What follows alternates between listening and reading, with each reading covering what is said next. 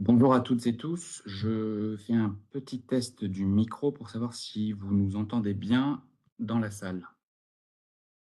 Donc vos micros à vous ne sont pas ouverts, donc je vous invite à nous faire une réaction par le chat. Très bien. On va encore attendre quelques instants avant de commencer ce webinaire, afin que l'ensemble des participants se soient connectés.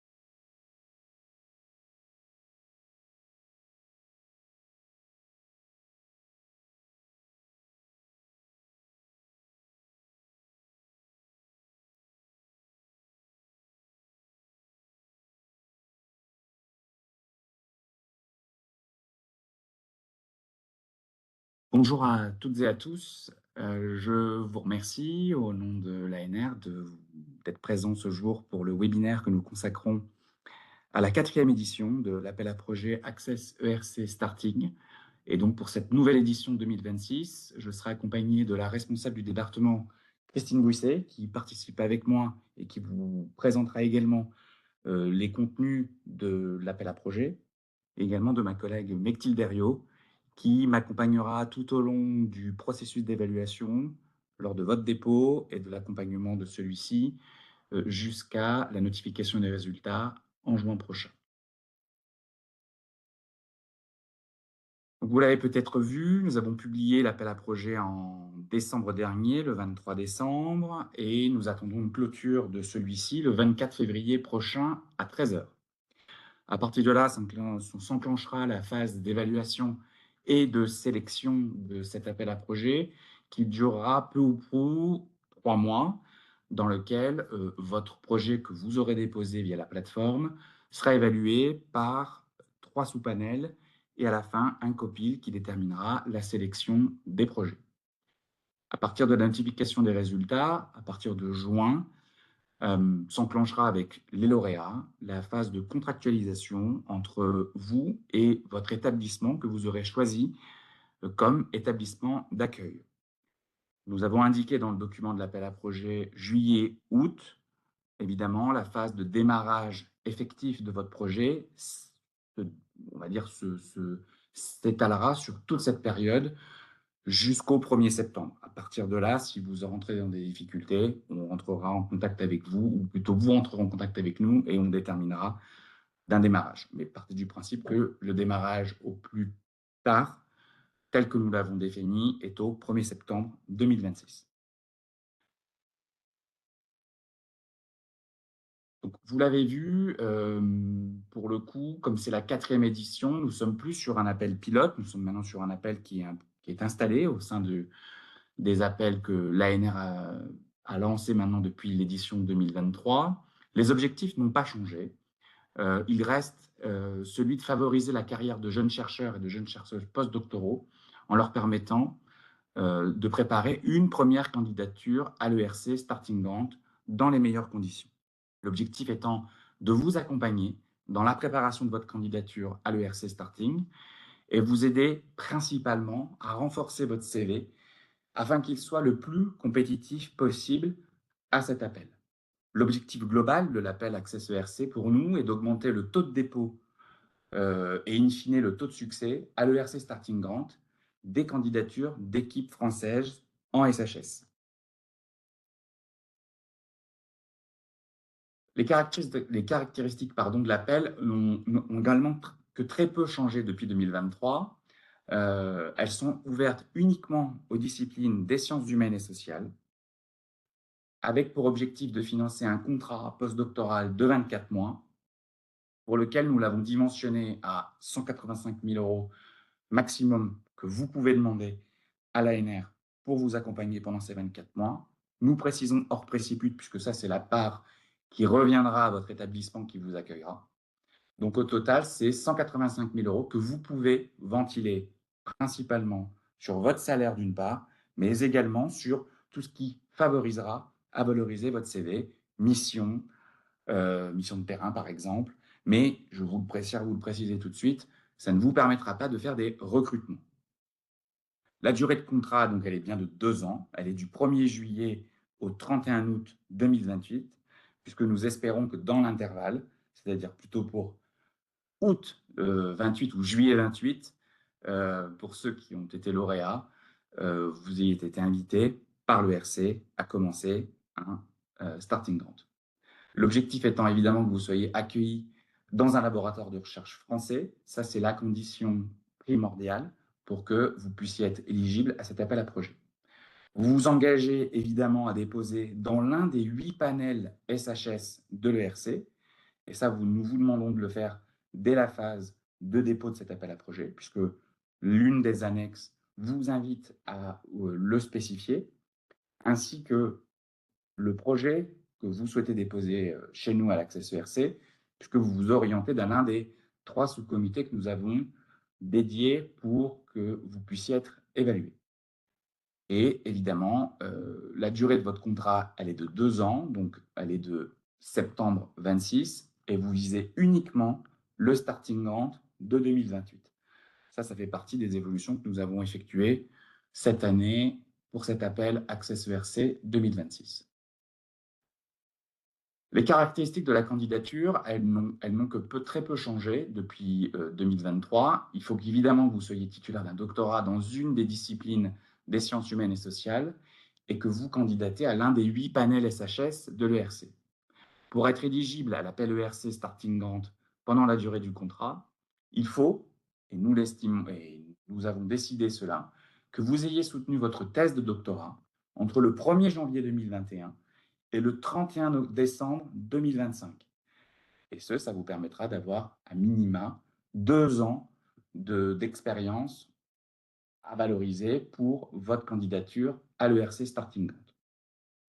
Il faut que vous ayez obtenu la garantie d'être accueilli dans un laboratoire de recherche français et il faut que vous ayez fait preuve de mobilité à l'étranger ou en France pendant au moins 1 an, pendant, enfin, durant la thèse ou après votre thèse. Évidemment, et nous le marquons quand même, il faut que vous ayez une bonne maîtrise de l'anglais à l'écrit et à l'oral. Vous avez bien compris pourquoi, c'est parce que votre candidature à l'ERC ne se fera qu'exclusivement en anglais et que quand bien même vous ayez un bon niveau à l'écrit, il va falloir qu'une fois que si vous êtes invité pour passer les oraux, que vous puissiez défendre votre candidature en tout point devant un panel dédié. Donc évidemment que le niveau de langue sera évalué. L'éligibilité de votre candidature, elle sera définie sur la façon dont vous allez renseigner le formulaire en ligne, celui pour lequel nous avons détaillé le mode de dépôt dans l'appel à projet. Ensuite, les conditions relatives à la soutenance de thèse. On a mis un petit encart dédié également lorsque vous le remplissez cette plateforme, pour que vous puissiez rentrer on va dire dans cette fenêtre. Si tel n'est pas le cas, et nous l'avons spécifié aussi, il y a des exceptions qui sont précisées que vous pouvez finalement utiliser, notamment pour les femmes si vous avez eu un congé maternité, et si également vous avez eu éventuellement, et ça vaut pour tout le monde, et bien entendu, un congé de longue maladie. Ces dérogations seront à justifier à l'emplacement prévu avec un certificat correspondant à la durée des congés maladie ou maternité, vous permettant de pouvoir rentrer dans cette fenêtre d'éligibilité.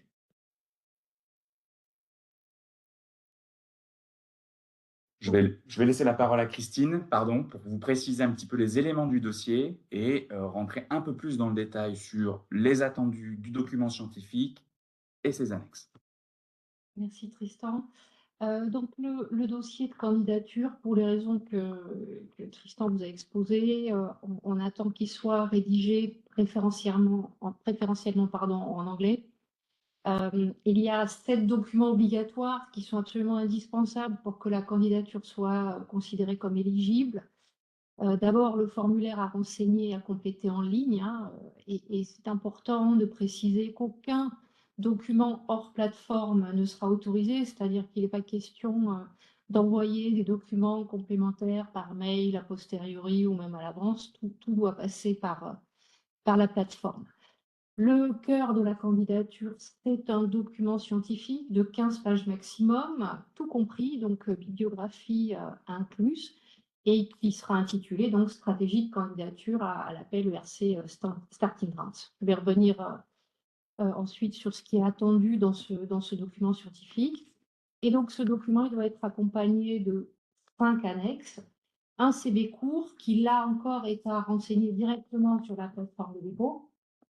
Un résumé de votre thèse en 4 pages, le rapport de soutenance ou bien, dans le cas notamment de thèses soutenues à l'étranger, des pré-rapports, enfin tout document qui nous indique une évaluation de la qualité du doctorat par le jury de soutenance, une lettre d'engagement conjointe du directeur d'unité du laboratoire donc, qui va vous accueillir et du superviseur, donc la personne qui va vous accompagner dans le cadre de votre projet et qui, est important de le préciser, ne peut pas être votre directeur de thèse.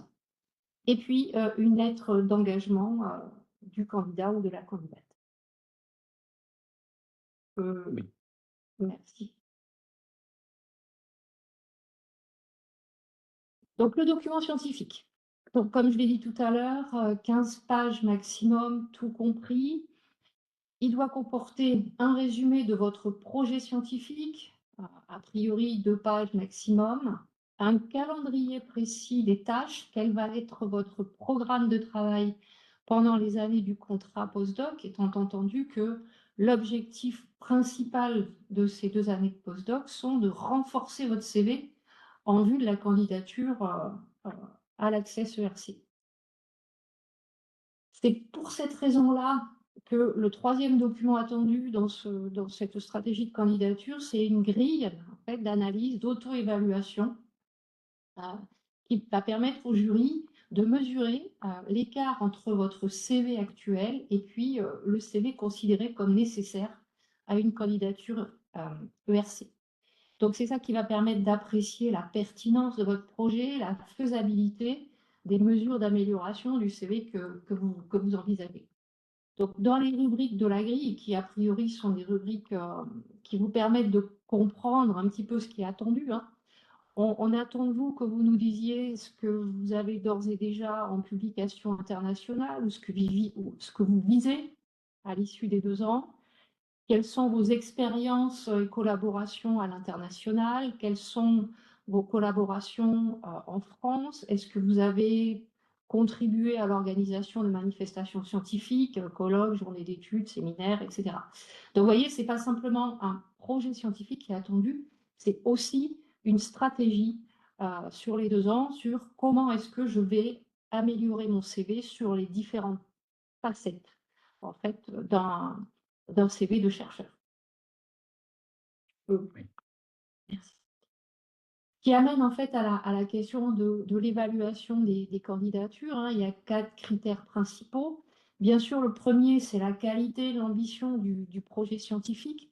Et quand même très important de spécifier qu'il va falloir être en capacité d'en montrer l'originalité, le caractère novateur, ce qui veut dire notamment qu'il va falloir être en capacité de démontrer une réelle plus-value, notamment par rapport au travail de doctorat, hein. Il ne s'agit pas de s'inscrire simplement dans la continuité, il s'agit de s'appuyer sur un état de l'art pour vraiment montrer en quoi votre projet il est original sur la scène internationale, il est disruptif et donc mérite d'être soutenu par le RC.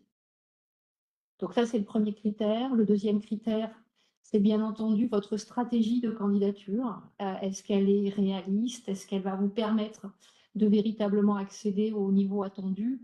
Alors, quand je dis niveau attendu, bien sûr, les choses vont être variables. Et pour vous donner peut-être un ordre de grandeur, hein, il est attendu qu'un candidat ou une candidate ait organisé des manifestations scientifiques et, on va dire, une dizaine de publications de haut niveau.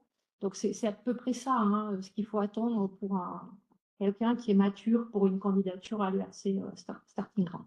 Évidemment, avec des nuances et des variations selon les disciplines, mais bon, il faut se dire que ce qui est attendu, ce n'est pas quelqu'un qui sort juste du doctorat avec peut-être, si je prends ma discipline, par exemple, ce qui est attendu par le CNU pour une qualification maître de conférence, c'est une publication à comité de lecture.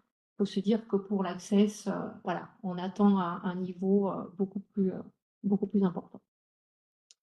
Du coup, le troisième critère, c'est la qualité du parcours du chercheur ou de la chercheuse. Voilà, la logique, la cohérence, le dynamisme, l'implication dans les réseaux, l'implication dans la vie de laboratoire, dans la vie d'établissement, ce genre de choses-là. Et puis, dernier critère extrêmement important, c'est la qualité de l'association entre le chercheur, la chercheuse et le laboratoire d'accueil.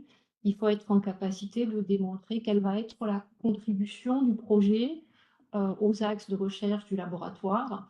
Et là, c'est un petit peu la même chose. Il faut arriver à montrer une réelle réflexion et une réelle plus-value.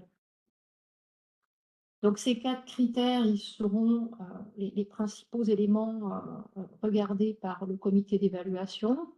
Donc comme vous l'a dit Tristan tout à l'heure, ce comité va être subdivisé en fait en 3 sous-comités qui correspondent chacun à 2 ou 3 panels ERC. Un premier comité autour, on va dire, économie, institutions, société. Un deuxième sous-panel plutôt sur les humanités et un troisième panel sur temps, espace, environnement, donc plutôt on dira les panels 6-7 de l'ERC, donc histoire, géographie. Donc c'est un comité qui sera constitué à la fois de scientifiques français et internationaux, qui sera donc pluridisciplinaire, qui est constitué ad hoc, hein. On s'efforce de mettre dans ce comité des scientifiques qui sont représentatifs évidemment des disciplines et des thématiques qui sont couvertes par les candidatures. Et on s'efforce également aussi toujours de mettre dans ces comités d'anciens lauréats ou d'anciens évaluateurs de l'ERC, donc qui ont l'expérience de ce type de concours. Alors, une fois les candidatures déposées, les candidatures sélectionnées, que se passe-t-il en fait? Donc pendant toute la durée du contrat, les projets financés vont faire l'objet d'un suivi, qui est un suivi à la fois administratif et scientifique hein, par l'ANR. Et ce suivi dure en fait jusqu'à 1 an après la fin du contrat. Donc ça suppose bien entendu un certain nombre d'obligations de la part des lauréats. D'abord la participation au séminaire de lancement des projets, le fait que les lauréats vont pouvoir bénéficier d'un accompagnement et d'informations sur le RC Starting Grants, donc sur la préparation de leur candidature, notamment de la part du point de contact national, le RC, pour le montage donc, de leur future proposition. Il y aura lieu obligatoirement de fournir un compte-rendu intermédiaire hein, sur l'avancée du projet et un rapport final pour démontrer en fait la réalité des travaux accomplis pendant la durée du contrat. Et puis, il y a également pour les lauréats l'obligation de participer aux éventuels colloques organisés par l'ANR autour de cette thématique candidature Access ERC. Donc, pour terminer, juste quelques points qui sont quand même importants. On constate que vous avez commencé à poser des questions dans le chat. On va bien sûr essayer d'y répondre et donc on vous invite à indiquer toutes vos questions dedans. Donc simplement préciser le fait que un projet Access ERC, c'est intrinsèquement lié à un candidat ou une candidate. Donc ce n'est pas lié à une équipe de recherche, c'est lié à une personne. Ce qui veut dire que par exemple, si quelqu'un candidate pour le laboratoire X, qu'au final, je ne sais pas moi, il ou elle obtient un poste de maître de conférence et puis se dit oh ben non, finalement, je ne voulais pas candidater, mais peut-être que un autre jeune chercheur de mon laboratoire pourrait bénéficier du contrat, ce ne sera pas possible. Donc c'est vraiment attaché à un candidat, une candidate.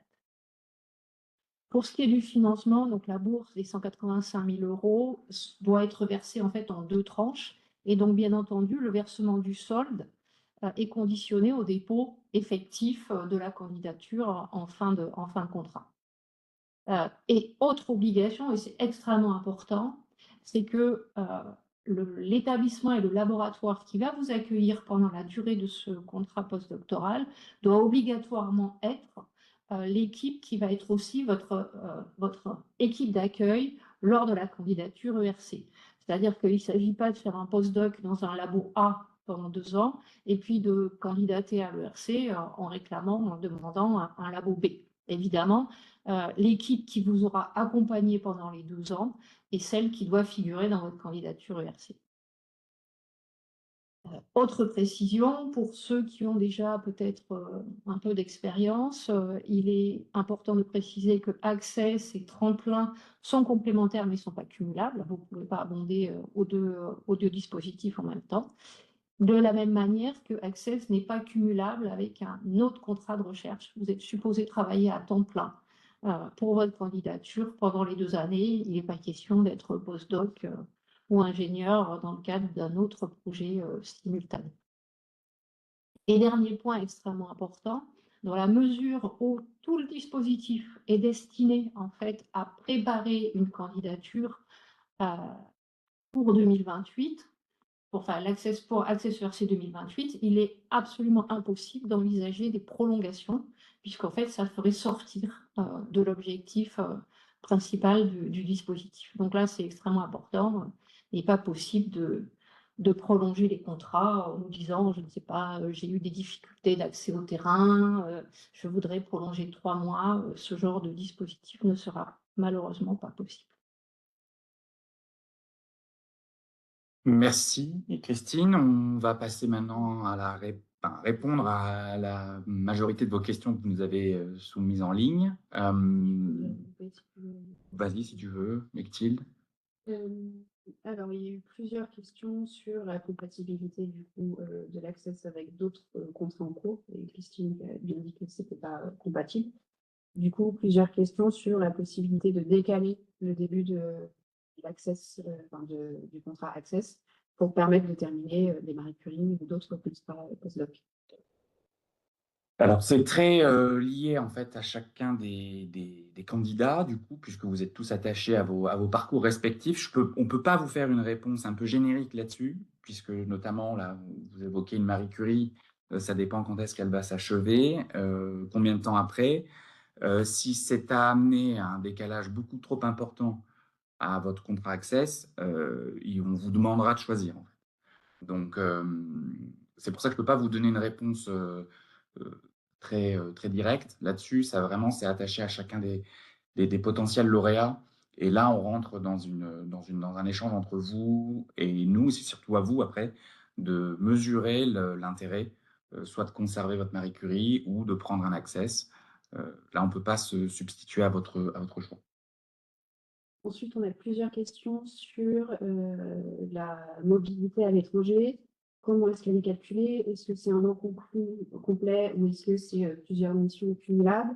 Est-ce qu'une thèse en co-tutelle, ça suffit? Et est-ce qu'il y a besoin d'apporter des preuves de cette mobilité? Alors, c'est une bonne question et on savait qu'elle allait revenir puisqu'on l'a à peu près tous les ans, celle-ci.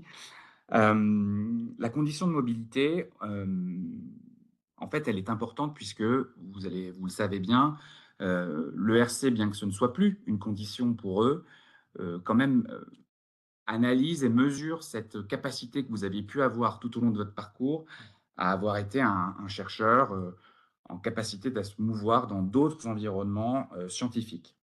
Nous, on a estimé que c'était important à l'ANR que vous puissiez conserver cette condition-là. On l'a limitée à 1 an. C'est une année, entre guillemets, qui n'est pas théorique, puisqu'on attend à ce qu'elle soit non pas forcément continue, donc sur forcément 12 mois de mobilité. Vous pouvez l'avoir fractionnée pendant votre thèse ou après celle-ci. L'intérêt pour nous et surtout pour vous, c'est de pouvoir justifier ces mobilités finalement dans votre dossier de candidature si vous l'estimez nécessaire et à apporter un élément vraiment de, de maturité et évidemment de qualité scientifique à votre stratégie de candidature.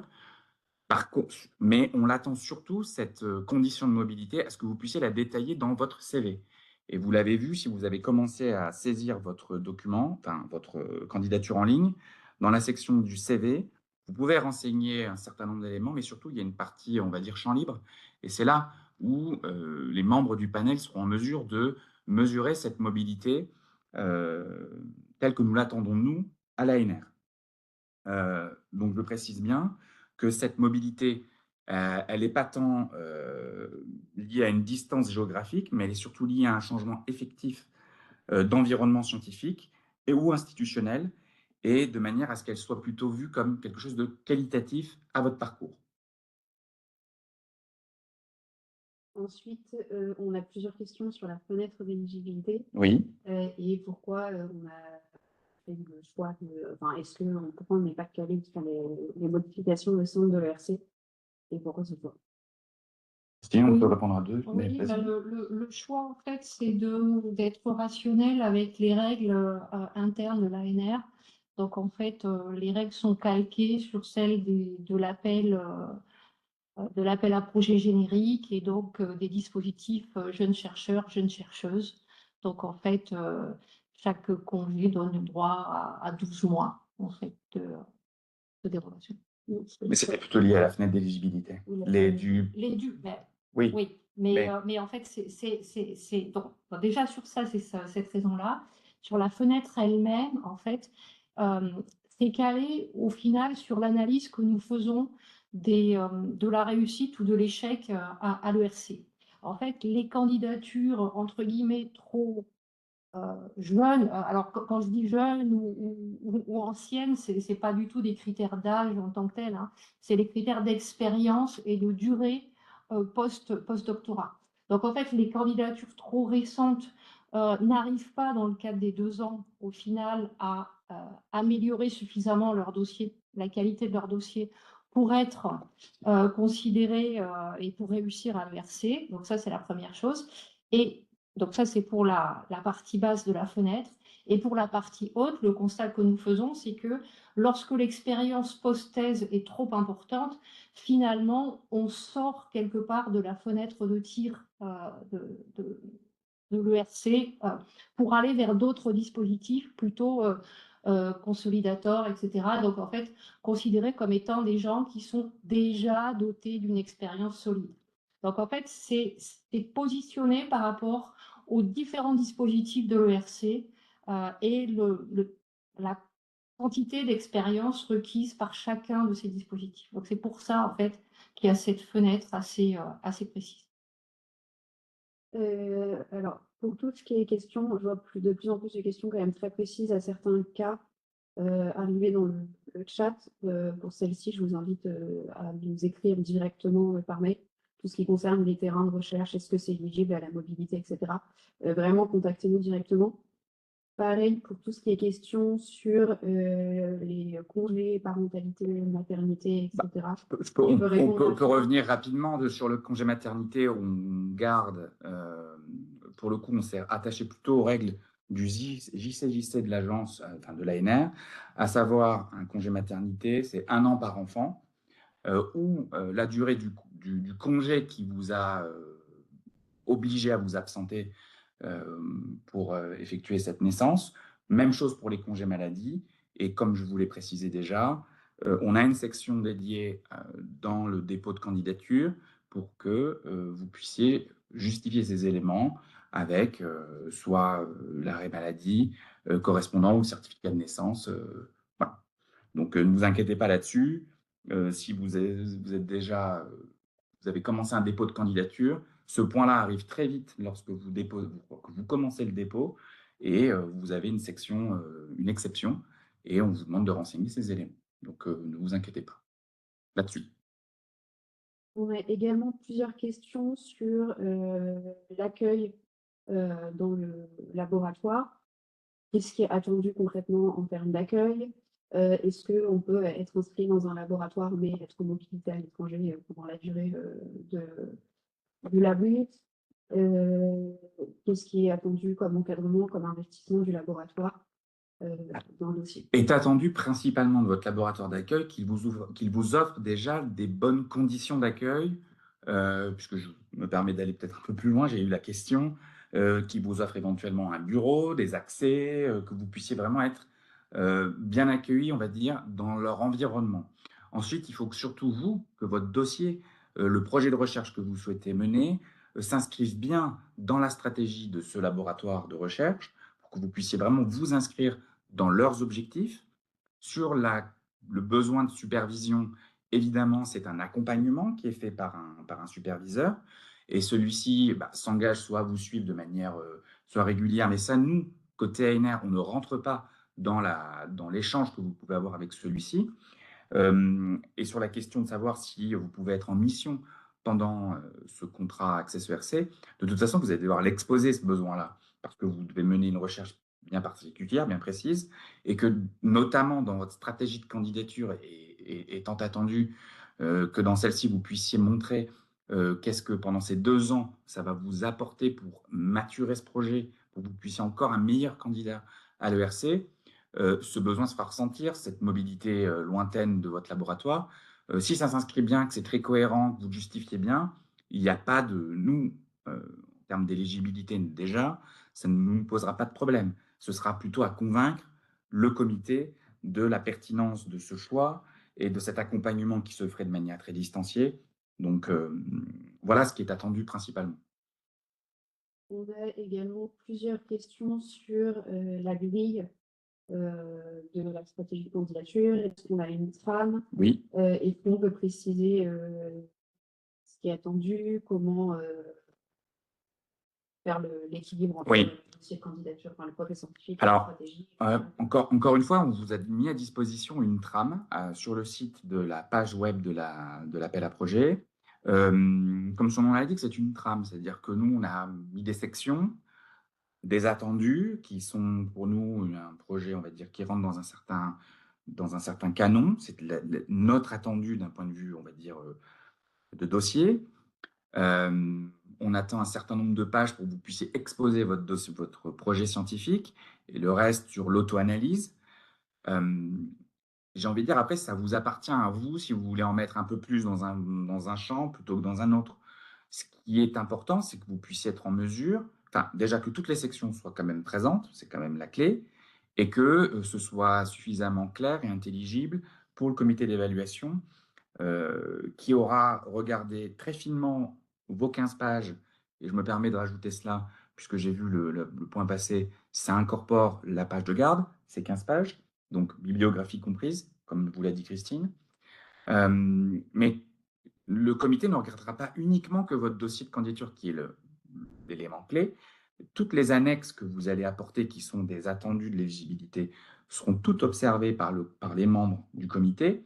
Donc, la lettre du superviseur d'accompagnement qui précisera ce que je vous ai dit juste avant, la qualité de l'accueil, comment vous vous insérez dans leur champ, est aussi tout aussi important, enfin, est également très important, je dirais pas tout, je ne mets pas d'équivalence entre les deux, mais c'est vraiment un point important dans la qualité du dossier que vous allez nous déposer. Tout aussi de celle que la lettre que vous allez accompagner dans quel axe SHS, enfin, panel SH, vous allez vous insérer à l'URC. Tous ces éléments-là sont importants. Évidemment que le document de 15 pages stratégie de candidature, c'est le document pivot de votre candidature. Et je pense que si vous respectez ce qu'on vous a mis à votre disposition, ces 15 pages, avec ces différentes sections, si vous vous en tenez là, c'est déjà très bien. Ce sera déjà un exercice pour vous d'écriture et, comme son nom l'indique, de stratégie à adopter, puisque on n'en a quand même pas parlé avec Christine, mais probablement que la communauté aujourd'hui maintenant est quand même au courant, mais c'est un appel qui est extrêmement compétitif. Chaque année, il y a beaucoup de candidats qui déposent à cet appel.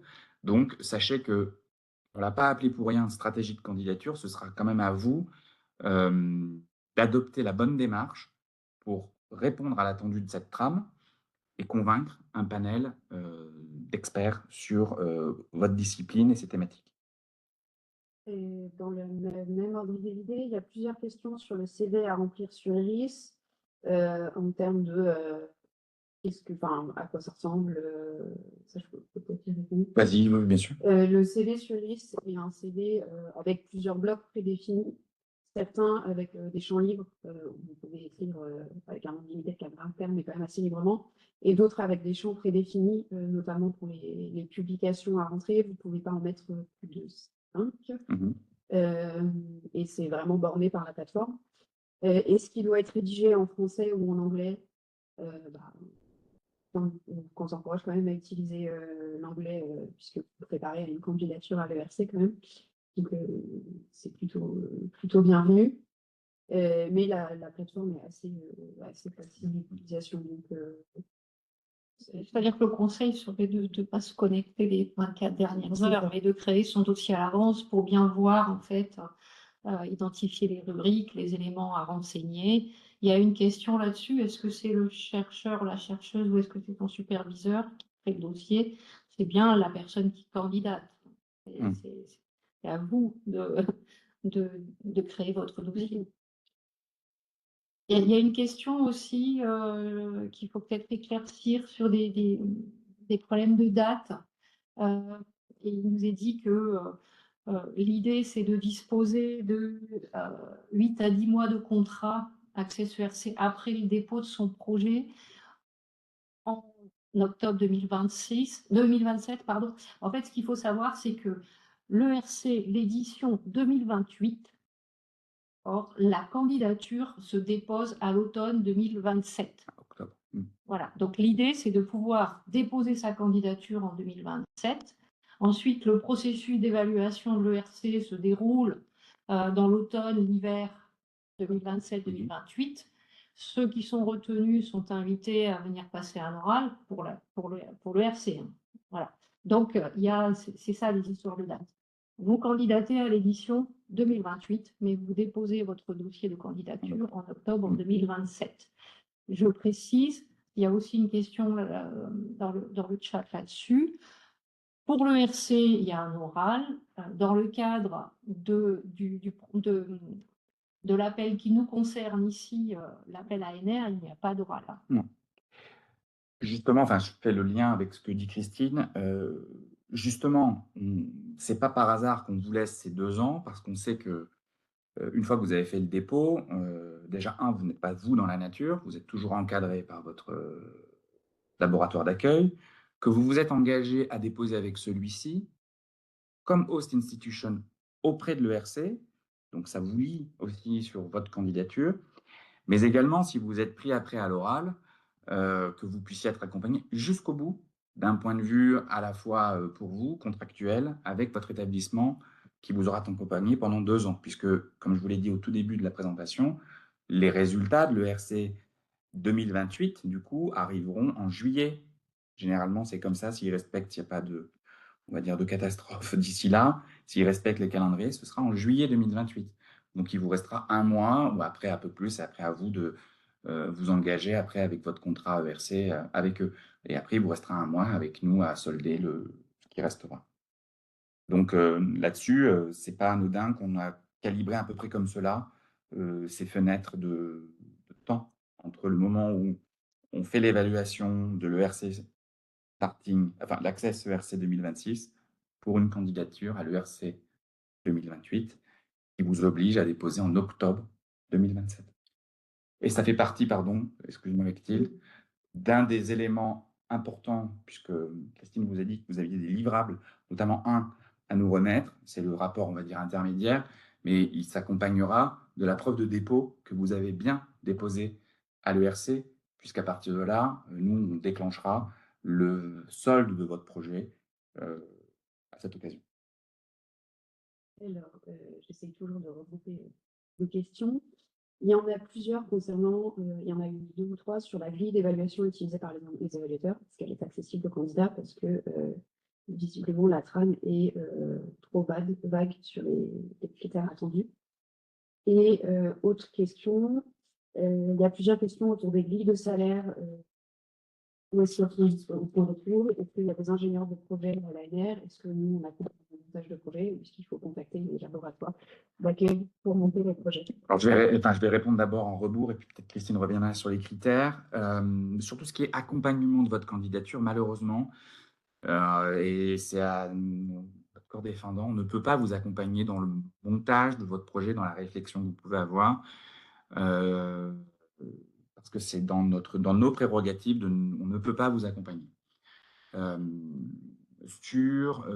Pardon, Mathilde, il y avait la question sur Les grilles de salaire. ah oui, les grilles de salaire. C'est une très bonne question. Ça, c'est parce que vous n'avez pas l'antériorité maintenant que nous avons eu avec le programme Access.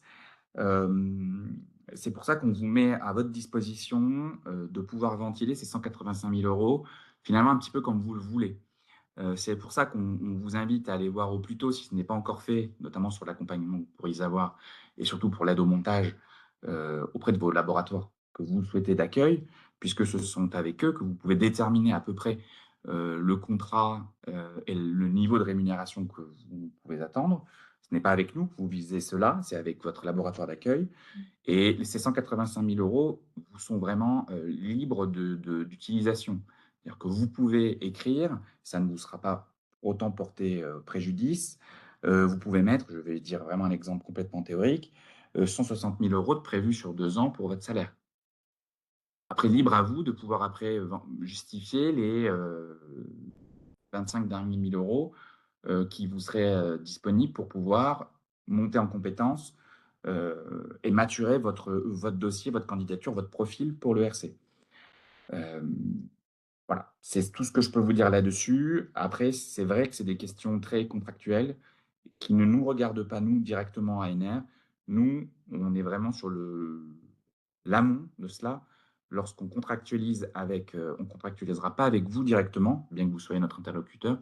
Le contrat est entre nous, ANR, et votre laboratoire d'accueil, donc de tutelle. Sur les critères, peut-être. Si je n'ai pas été clair, pardon, vous n'hésitez pas à me reposer la question, j'y répondrai à nouveau. Hein, mais... la grille d'évaluation, elle n'est pas beaucoup plus précise. Pour le comité, en fait, si vous voulez, ce qu'il faut savoir, c'est que l'ANR désigne en fait les membres des comités d'évaluation. Mais une fois qu'ils ont été désignés, le principe, c'est leur indépendance dans l'évaluation. Donc, en tant que représentante de l'ANR, moi, je ne peux pas vous dire plus précisément quels seront les critères qui vont être utilisés par le comité pour départager les candidatures.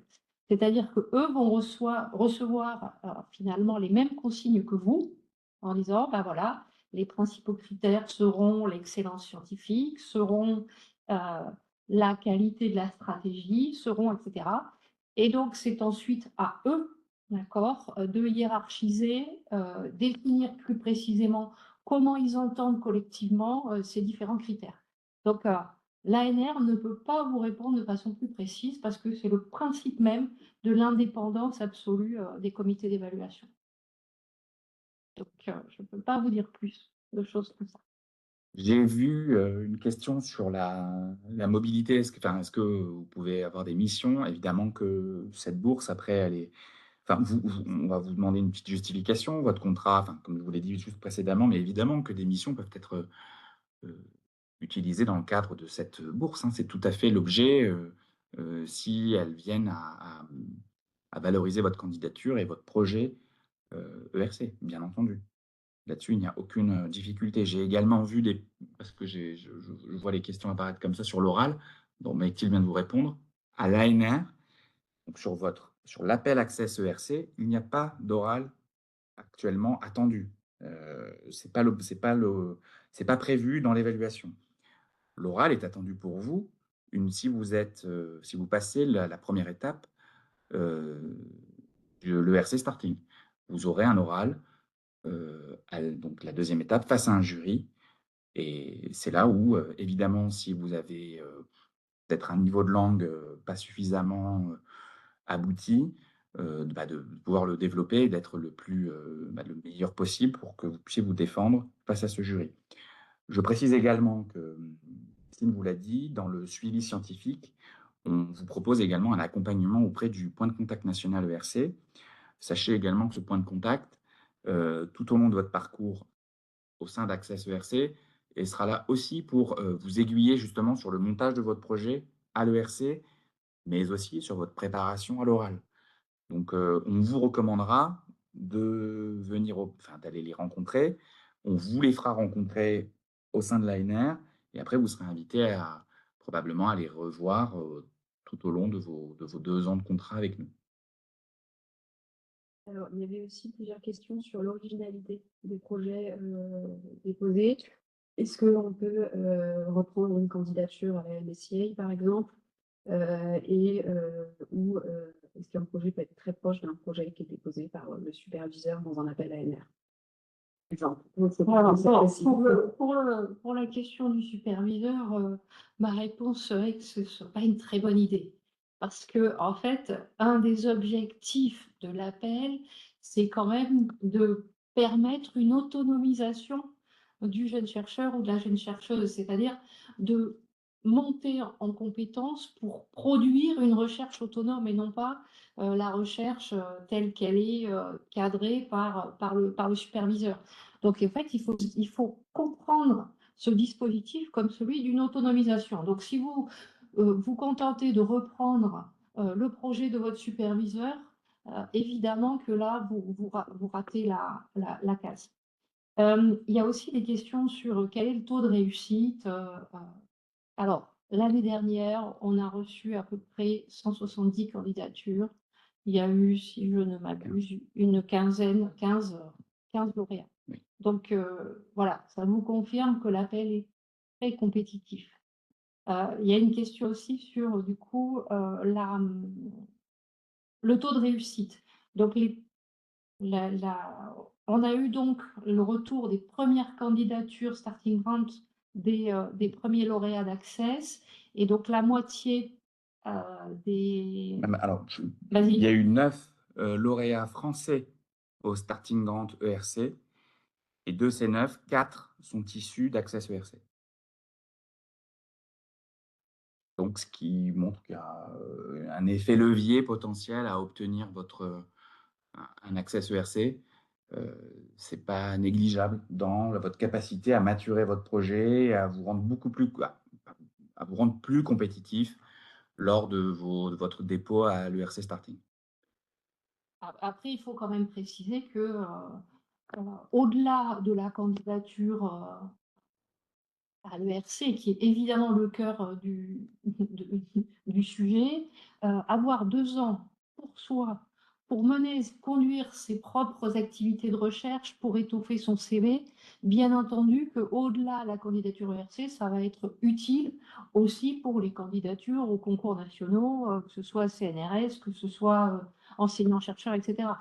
Donc, finalement, l'effet levier, il s'apprécie aussi sur la bonification de vos CV d'une manière générale, et ça, c'est important. Oui, c'est vrai qu'on n'en parle pas de cela, mais c'est un effet, on va dire, positif, de potentiellement avoir un ERC un access ERC, puisque quand bien même vous n'obtenez pas un ERC, ça vous insère beaucoup plus dans votre discipline, vous êtes reconnu par vos établissements qui vous accueillent, ça vous aide à obtenir d'autres candidatures éventuelles que vous pouvez mener entre-temps.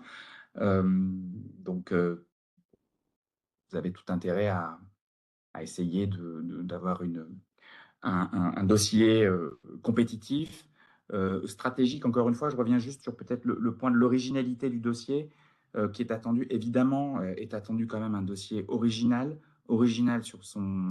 sur la qualité, enfin la question scientifique qui peut être poursuivie, parce que est quand même attendu dans l'un des 2 critères de la qualité de la stratégie de la candidature et de l'ambition du projet, des attentes sur le projet qui sont liées au high risk, high gain, qui renvoient plutôt à la capacité du projet à avoir une approche ambitieuse et pas forcément conventionnelle, parce que c'est ce qui est aussi attendu côté ERC.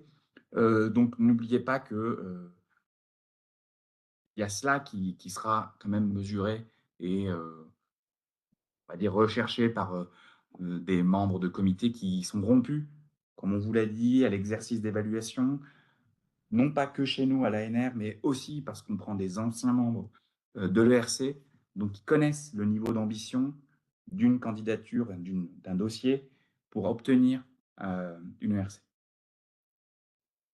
Alors, je pense que vous commencez à avoir fait maintenant, ça va être des questions beaucoup plus précises.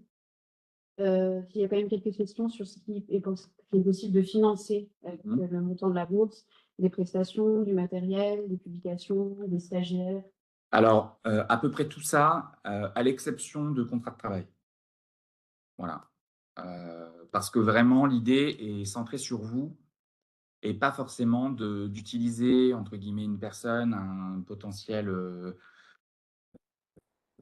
collègue que vous pourriez recruter avec vous pour vous accompagner à faire de la collecte, par exemple. C'est pas l'idée.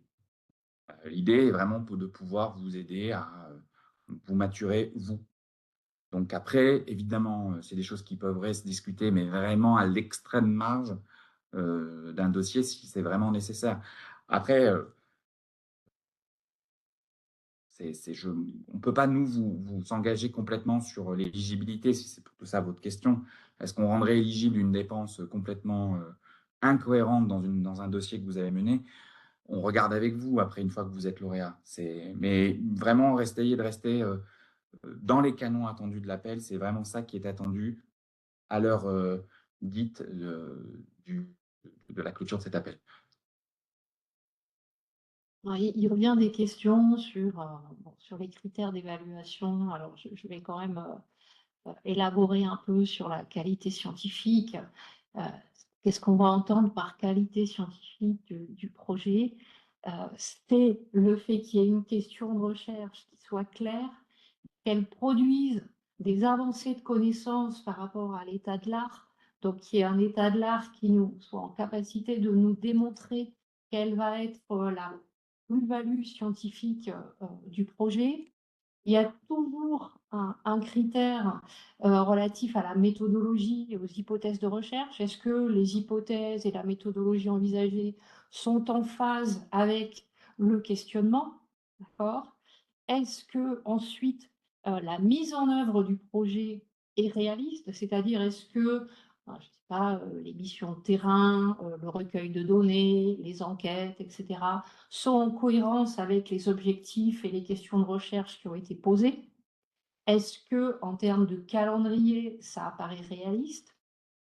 Et puis, il y a toujours un autre critère, donc vous voyez, un critère d'excellence scientifique, un critère de faisabilité, d'accord, et puis un critère d'impact. Impact à la fois au plan scientifique et au plan sociétal. En quoi est-ce que les questions de recherche que je pose sont d'un intérêt pour la science, pour la société, et cetera. Voilà, en gros, les 3 grands critères de l'excellence scientifique. Et pour la stratégie de candidature, parce que je pense que les questions portaient aussi beaucoup, Là-dessus, bah, là aussi, c'est alors, si vous devez améliorer votre dossier de publication, vers quelle revue ou vers quel type de publication est-ce que vous envisagez d'aller? Donc ça va être apprécié au regard, bon, bah, bien sûr, de chaque discipline, donc de la réputation des revues, de leur adéquation à votre champ thématique. Si vous êtes plutôt dans une discipline où on travaille à travers des ouvrages, euh, quel est le projet éditorial, vers quel éditeur vous vous orientez, etc. Donc il y a le côté publication. Un évaluateur, il sait que, allez, dans Nature, hein, ben, ça va être très, très difficile de publier. Donc, on va regarder finalement, là encore, la faisabilité de votre stratégie. Est-ce que vous avez déjà mûrement réfléchi à la façon dont vous allez publier et où? De la même manière que, est-ce que vous avez d'ores et déjà repéré des colloques, des conférences nationales, internationales dans lesquelles vous allez pouvoir participer? Est-ce que est-ce que vous arrivez à imaginer des journées d'études, des colloques, des séminaires que vous pourriez organiser? Voilà, tout élément qui va nous permettre d'appréhender au fond la faisabilité, mais aussi le degré auquel vous avez maturé, réfléchi cette stratégie qui va vous permettre d'améliorer votre CV. Mais là encore, c'est à moduler finalement en fonction de vos thématiques, de vos disciplines. Est-ce qu'il vous faut recueillir des données pour pouvoir avancer? Est-ce qu'il vous faut des innovations méthodologiques? Est-ce qu'il vous faut... Voilà, tout ça, après, ça relève de la singularité de votre dossier. Mais l'idée, c'est comment puis-je améliorer le bilan scientifique qui est le mien, ma visibilité, mon rayonnement, mon insertion dans les communautés scientifiques nationales et internationales, parce qu'on est vraiment sur le versé. Voilà. Donc, j'espère que ça vous donne quelques éléments de précision supplémentaires. Et il y a plusieurs questions aussi, un peu dans ce même ordre d'idée, sur la question de la discipline, justement. Sur la question des comités, est-ce que les jurys seront pluridisciplinaires ou pas? Quels sont est-ce que le nombre de publications attendues sera évalué différemment en fonction des disciplines? Enfin, toutes ces questions-là. Alors, les comités sont pluridisciplinaires, mais on s'efforce toujours, bien entendu, de donner à évaluer les projets à des spécialistes. Donc, vous ne parlez pas à un public pour lequel il va falloir faire de la vulgarisation, vous parlez à un public qui est spécialisé, donc vous vous adressez à des spécialistes de votre domaine. Il y a aussi une question qui a été posée plusieurs fois. Comment envisager l'équilibre entre le projet Access ERC de 2 ans et le projet ERC final dans la description, le résumé de la proposition? On ne voit pas la question. En gros, est-ce que, si je comprends bien la question, il y aurait un projet Access ERC qui serait différent du projet ERC? Alors, la réponse est non, en fait. Toute l'idée est de vous dire que votre candidature Access est un peu l'embryon du projet ERC que vous allez déposer. Et donc, c'est pour ça que vous allez être très frustré, je suis désolé de vous le dire comme cela, de décrire ce sur quoi vous allez devoir maturer pendant 2 ans. On a mis dans la trame, qui c'est un attendu de 2 pages, il vous sera vraiment demandé d'être le plus pertinent possible, de l'expliciter, selon peut-être ce que vient de vous expliciter Christine, pour que vous soyez le plus convaincant sur l'ambition du projet, sa qualité, son originalité, mais que ce sera ce projet-là que vous allez maturer pendant 2 ans, pour vous rendre le plus pertinent et compétitif auprès de l'ERC. Donc, ce ne sera pas un projet différent que vous allez déposer à l'ERC. Ce sera le projet finalement un peu complet, si je puis dire ainsi, pour faire des formations pendant la bourse. Oui, après, si elles sont d'utilité à vous renforcer, bien entendu. Et, et s'il y a eu quelques questions aussi sur les attentes groundbreaking, Paris, Again, etc. Ben,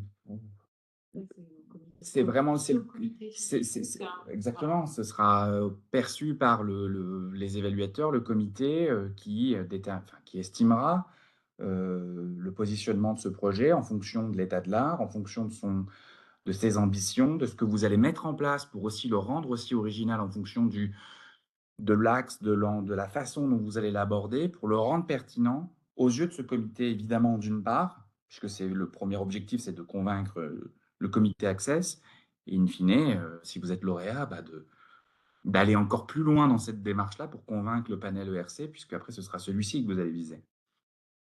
Je sais que Alors après, c'est il y a des compliqué de... questions, terrain sensible, pays difficile d'accès, etc. Alors, Là va se poser la question de la faisabilité scientifique et en fait de votre capacité à montrer que vous savez évaluer les risques et que vous êtes en capacité finalement de proposer les manières de surmonter en fait, les risques. Si effectivement vous basez tout sur un accès à un terrain qui est à l'heure actuelle et qui probablement dans les 2 ou 3 années qui viennent, dont l'accès est impossible, évidemment que là, ça va être compliqué. Si par contre, vous êtes sur des sujets où il peut y avoir des difficultés, mais qu'elles sont surmontables, à vous de montrer dans votre candidature que vous avez mûrement réfléchi à ces difficultés potentielles et que vous avez des solutions envisagées pour pouvoir les surmonter. et encore une fois, comme vient de vous le dire Christine, c'est à vous Mm. de vous montrer. Il y a une grille, il y a une auto-analyse qui est faite par vous-même dans le cadre de cette stratégie, et de démontrer que c'est toutes et tous que vous faites des brillantes recherches, que vous êtes des très très bons chercheurs, mais est attendu un peu une phase d'autocritique finalement, et de mesurer finalement ce qui va vous permettre d'atteindre ces objectifs, de surcroît si c'est sur des terrains qui sont difficiles d'accès, puisque si c'est difficile d'accès et connu de toutes et tous, ce sera encore plus connu des membres de comité qui vont évaluer votre dossier, qui sont tout à fait au courant de ces difficultés-là. Donc, voilà, il faut que vous ayez tout cela en tête quand vous maturez votre projet. Euh, alors, il y a une question aussi qui a été... je donne peut-être quelques questions en vrac. Est-ce que le diapo sera mis à disposition? Oui. Évidemment. Est-ce que des labos en sciences dures peuvent être des labos d'accueil, notamment pour tout ce qui est archéologie, etc. Sachant que c'est une candidature en CHS quand même.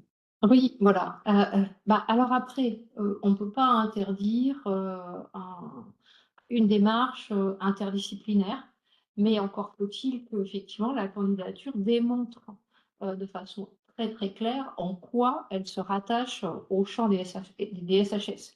Là, c'est absolument indispensable.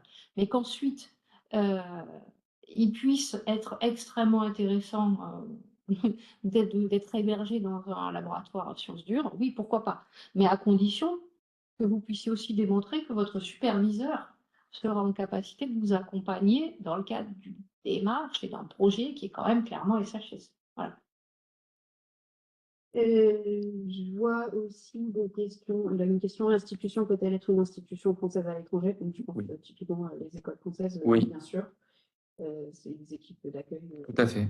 Aucun problème. Sur tout ce qui est le choix des mots-clés, des acronymes, etc. Donc ça, c'est à vous de faire le choix, d'évaluer ce qui est le plus pertinent. On ne peut pas répondre pour vous à ces questions. Également, une autre question sur le statut. Voilà, ça concerne plutôt le RC. Pour le RC, est-il préférable d'être passé en poste fixe? Quel statut avons-nous pendant le RC si on n'est pas encore MCF? Donc ça, c'est... Malheureusement, enfin, ça, c'est plutôt une démarche que vous devriez avoir auprès du PCN pour qu'il puisse vraiment vous accompagner. Mais a priori, il n'y a pas d'incidence, de ce que j'en sais, directe sur votre capacité à être lauréat de l'ERC si vous n'êtes pas titulaire. D'ailleurs, il y avait une question sur le contact Oui. du PCM. On pourra peut-être Alors, on pourra vous le communiquer, mais il est tout à fait accessible. Si vous tapez PCN, ERC, Messery, vous tomberez sur la collègue référente sur ces questions-là. Et je crois qu'on a fait le tour. Mais encore une question sur le pourcentage de chances de réussite. Comme on a dit, c'est pas compétitif. Alors après, le pourcentage, on ne peut pas vous le donner puisque pour l'instant, on ne sait pas exactement combien d'entre vous vont candidater. Ce qu'on sait, c'est qu'il devrait y avoir une quinzaine de lauréats. Dans le menu déroulant de la plateforme, le SH7 est associé au SHU, contrairement à ce qui est indiqué dans l'appel de candidature. On va vérifier. Et aussi plusieurs questions sur la lettre d'engagement du superviseur, du directeur. Quelle forme il avait? Alors, il n'y a pas une forme attendue de celle-ci, parce qu'on n'a pas prévu de trame particulière.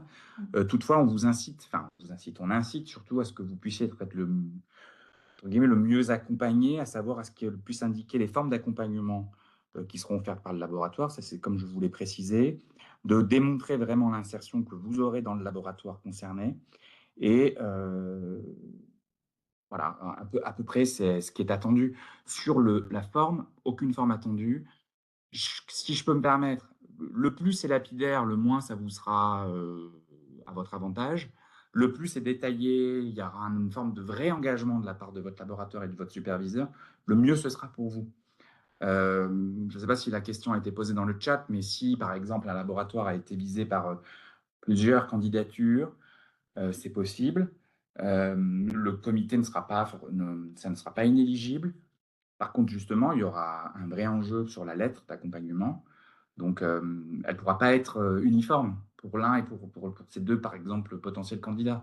Donc, vraiment, c'est pour ça que j'ai insisté tout à l'heure pour vous dire que toutes les annexes ont leur importance, notamment celle-ci, elle participe à votre candidature et à la force que vous pourrez lui donner dans votre document scientifique que vous versez. Et il y a une question sur les publications, sur la question des publications acceptées et non publiées. Je sais que ça avait été une question l'année dernière. Est-ce qu'on les prend en compte ou pas? Est-ce qu'il faut les mentionner ou pas? Alors, oui, vous pouvez les mentionner, c'est toujours mieux. Après, justement, il y a une phase comme vous le disiez, Christine, il y a une phase c'est très bien que ça prend du temps, surtout plus la revue est réputée.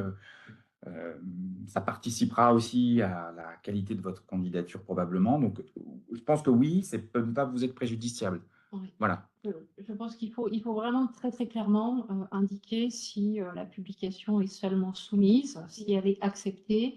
Par contre, les justificatifs, en fait, le dossier de candidature ne permet pas de mettre de justificatifs. C'est-à-dire qu'on n'est pas là. Je pense que les questions viennent du CNU, notamment la procédure de qualification, où dans les dossiers, on vous demande effectivement de mettre les preuves tangibles qu'une publication a été acceptée. Dans le cas présent, ce ne sera pas le cas. Vous ne pourrez pas joindre d'attestation d'éditeur disant que la publication a été acceptée. Mais par contre, distinguez bien si vous les mentionnez, si elles sont effectivement acceptées ou si elles sont seulement soumises. Étant entendu que les soumises ne sont pas prises en considération. Et répétition d'une question sur le minimum de publications dans des revues de comité de lecture à ce stade. Ben, ça, il n'y a pas de quota explicite écrit. On n'est effectivement pas dans le cadre d'une candidature CNU où le CNU donnerait des quotas minimums. Ça n'existe pas et ce sera apprécié en fait selon les singularités disciplinaires qui sont des disciplines auxquelles vous êtes rattachés en fait. Et il y avait une question sur les exemples de CV analytique. On n'attend pas de CV analytique, donc il y a un CV à remplir sur les risques et avec des blocs prédéterminés et une stratégie de candidature qui n'est pas un CV analytique, mais qui est vraiment une stratégie de candidature. C'est pas tout à fait la même chose. Et sinon, après, c'est des questions comme si le résumé de la thèse doit-il être rédigé en anglais? Non. Non. Non, non. Après, c'est vrai qu'il y a eu ces questions-là. Est-ce que votre thèse doit être rédigée en anglais? Non. Est-ce que votre résumé, est-ce que tous ces documents, on va dire, qui accompagnent donc les annexes, ne doivent pas être rédigés en anglais? On vous demande pas à ce que votre superviseur rédige en anglais pour le comité. On vous demande, c'est ce qu'on a dit préférentiellement dans le texte, que votre stratégie de candidature soit écrite en anglais. Mais pour tout ce qui est annexe, non. Si c'est en anglais, très bien, pas de problème. Si c'est en français, pas de souci aussi. Voilà, ce ne sera pas rédhibitoire, ne vous inquiétez pas. Alors, dans le cadre d'un projet à cheval sur 2 panels d'évaluation, peut-on en indiquer 2 dans la candidature Access comme l'AXC l'autorise?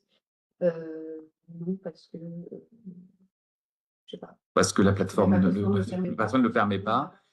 Par contre, si vraiment vous êtes sur des choses à cheval,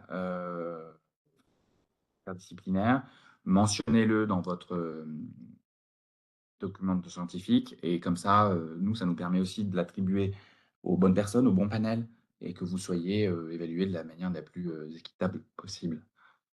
Il y a une question sur le laboratoire et le superviseur. Oui, il est possible de candidater dans le laboratoire où on a fait son doctorat, mais il est absolument indispensable que le superviseur ne soit pas le directeur de thèse, pour les raisons que j'évoquais tout à l'heure, c'est-à-dire que l'objectif, c'est l'autonomisation du jeune chercheur ou de la jeune chercheuse. Donc, l'idée n'est pas de continuer de faire une thèse bis avec le même superviseur.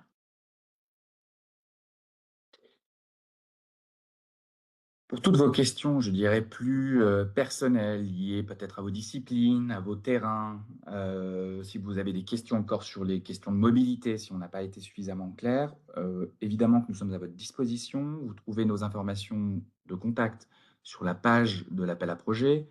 Ce sera ma personne qui vous sera l'interlocuteur, je dirais le direct, mais vous aurez également Mechtilde Herriot, qui sera également là pour vous répondre. Anticiper quand même le dépôt, de la clôture de ce dépôt, qui est au 24 février prochain, parce que évidemment, plus le temps approche, plus ce sera, on ne sait pas, il pourrait y avoir des problèmes de plateforme, on ne sait pas, on ne vous le souhaite pas. Mais sachez qu'on ne récupérera aucune candidature reçue par email. Donc, ce sera obligatoire que vous ayez saisi l'ensemble des informations et que vous ayez soumis votre projet sur la plateforme. Que puis-je dire d'autre d'essentiel à ne pas oublier? Évidemment, ça vous oblige, si ce n'est pas encore fait, et on l'a répété plusieurs fois, mais de vous rapprocher de votre laboratoire d'accueil, de toutes les personnes en mesure de vous accompagner sur le montage, sur le dépôt, parce que vous avez posé cette question, si vous êtes vraiment novice sur un dépôt de projet. Souvent, les laboratoires d'accueil que vous visez ont déjà eu des expériences de dépôt de projet à l'ANR, donc ils ont une certaine expérience de cela, donc ils savent vous guider, vous accompagner. On a calibré cette plateforme de manière à ce qu'elle soit le plus intuitive possible. N'oubliez, il y a à chaque fois des petits éléments d'indication, on vous précise des petites choses. Soyez attentifs lorsque vous renseignez ces éléments, puisque si vous vous ratez, qu'il y avait des gros blocages, la seule solution qu'on vous apportera, malheureusement, ce sera de recommencer. Donc, soyez attentifs quand vous commencez vraiment la saisie en ligne. Je veux dire d'autres d'importants. Sachant que la plateforme est paramétrée pour que s'il manque une pièce dans le dossier, vous ne puissiez pas le valider. S'il manque un élément, Oui. le bouton valider ne sera pas disponible. Donc, normalement, tout est prévu pour que vous puissiez envoyer des dossiers complets, en tout cas du point de vue administratif. Alors, je réponds juste là parce qu'il y a une dernière série de questions autour du superviseur. Non, il n'est pas obligatoire que le superviseur soit HDR, soit professeur d'université ou directeur de recherche. Par contre, il faut absolument que le superviseur soit compétent sur la thématique et dans la mesure du possible, en capacité d'accompagner une, une candidature à l'international. C'est ça les critères en fait, c'est la compétence et la capacité à vous accompagner sur l'international. C'est pas un enseignant-chercheur ou un chercheur qui va vous évaluer. Il y a une question sur la participation du superviseur au projet. Ce n'est pas un projet collectif, c'est un projet, c'est votre projet, c'est un projet individuel. Donc, il n'est absolument pas nécessaire de faire apparaître cette personne. Mais cette personne, elle est là parce qu'elle a de l'expérience, qu'elle va vous aiguiller vers les bons réseaux, vers les bonnes collaborations, qu'elle va vous aiguiller vers les bonnes publications. C'est ce rôle-là qui est attendu. C'est un espèce de rôle de compagnonnage, de partage d'expérience. Ce n'est pas un superviseur au sens de directeur de thèse. Hein. J'ai vu encore une question arriver sur la mobilité. Est-ce qu'il faut absolument avoir un an? C'était une condition en fait de cet appel. Si elle n'est pas remplie de manière totale à ce 12 mois, il faut quand même vous dire que vous aurez du mal à justifier ces éléments-là, que vous êtes en concurrence par rapport à d'autres qui l'auront rempli, cette condition-là, et que donc elle ne sera pas nécessairement appréciée favorablement par le comité d'évaluation. Donc, on ne rejettera pas de manière voilà, administrative, d'éligibilité, vraiment cette condition-là. Toutefois, sachez que vous obérez nécessairement votre qualité de projet sur cet appel-là. Je suis désolé de vous le dire ainsi, ça vous sera défavorablement apprécié par le comité. Et peut-être dernière question. Oui. Si le doctorat n'a pas été obtenu en France, est-ce qu'il y a un certificat soutenu, suffit, parce qu'il n'y a pas Oui. de soutenu en France? Oui. Tout ce qui pourra, en fait, pardon, tout ce qui, finalement, ce qui est attendu, entre guillemets, sur les canons, entre guillemets, français, de ce qu'on attend là, dans les éléments de dépôt, si vous pouvez les remplacer par, justement, un certificat de votre établissement, là où vous avez obtenu votre thèse, aucune difficulté. Bon, et quand bien même si, enfin, parce qu'on va éplucher toutes vos candidatures, s'il y avait des éléments de doute ou quelque chose qui ne va pas, on reviendrait vers vous et on demandera une précision. On évitera de vous empêcher de postuler si vous remplissez l'entièreté des conditions. Par contre, sachez qu'on sera quand même assez intransigeant si, de toute façon, la plateforme vous empêchera de valider votre dépôt si les pièces ne seront pas là. Donc, il vous faudra des pièces. Si après, si vous, entre guillemets, vous essayez de nous duper, je sais que vous ne le ferez pas, mais que vous mettez des documents blancs juste pour remplir, ça, on le verra et on déclarera inéligible votre candidature, bien entendu. Voilà. C'est pas automatique, c'est pas des machines qui seront derrière et qui analyseront vos dossiers. Ce sera Mechtilde et moi qui quand même auront un regard très attentif sur l'éligibilité, les conditions attendues telles qu'on vous les a présentées, pour que le comité puisse avoir tous les éléments en main pour vous évaluer de la manière la plus juste, équitable en fonction de ces 4 critères d'évaluation. Dernière petite question sur sur la lettre d'engagement peut incorporer des informations supplémentaires sur le projet. Il ne s'agit pas de nous faire un projet bis pour, pour passer outre la limite de 15 pages. Non. Alors, ouais, c'était bien que vous l'ayez posé là, ça nous permettra de conclure là-dessus, je pense. N'essayez pas de mettre d'autres éléments liés à votre projet dans les lettres ou dans la lettre de votre superviseur, puisque l'année dernière ou dans d'autres campagnes d'Access, ça avait été tenté et ça avait été très défavorablement reçu par le comité, et ce sera le cas puisqu'ils attendent vraiment que tous ces éléments-là soient insérés dans vos documents de 15 pages. Voilà. Je pense qu'on a fait le tour des questions. Encore une fois, n'hésitez pas à nous écrire si vous avez des questions plus précises sur vos situations individuelles. Oui, on y répondra le plus rapidement possible. Encore faut-il que vous nous écriviez assez tôt, puisque ça prend des fois un peu de temps de vous répondre dans la mesure où vos situations sont particulières et on veut quand même vous donner l'information la plus juste possible pour pas que vous perdiez votre temps aussi de votre côté. oui, bien sûr, le PowerPoint et Oui. la vidéo. Et l'enregistrement sera disponible. Attendez quelques jours, le temps qu'on fasse le nécessaire pour que ce soit mis en ligne. Je vous remercie. Merci, bonne journée.